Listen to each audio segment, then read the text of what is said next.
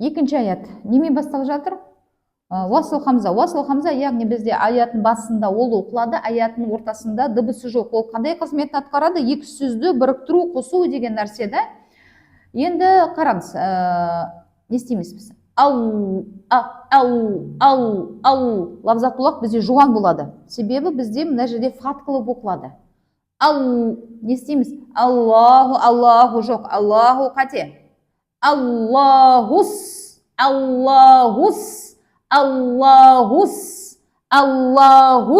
Мынақты вау бізде не ху немен келіп тұр?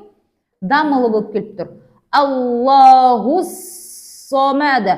Одан кейін тағы да уасыл келіп тұр ма? Не істейміз?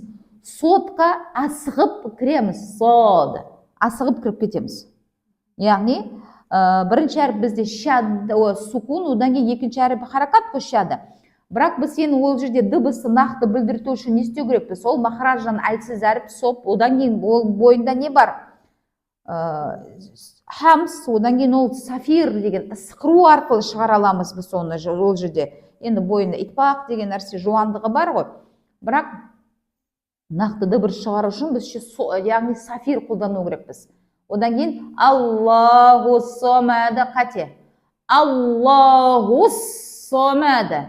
Аллаху сомады. Сомады болмайды, сомады. Одан кейін дәл әріп қандай бізде? Қалқала. Егер сомад тек бітірсек, онда біз дыбысын ақсы бере алмаймыз. Сомад десек, яғни проблема жоқ, ол махраж тұр, бірақ не жоқ, сипат жоқ болса, қандай сипаты? Қалқала. Қалқала өте керемет сипат, ол өте маңызды сипат. Егер біз қалқала қылып шығармасақ, онда біз дәл әріптің дыбысын ақсын бере алмаймыз.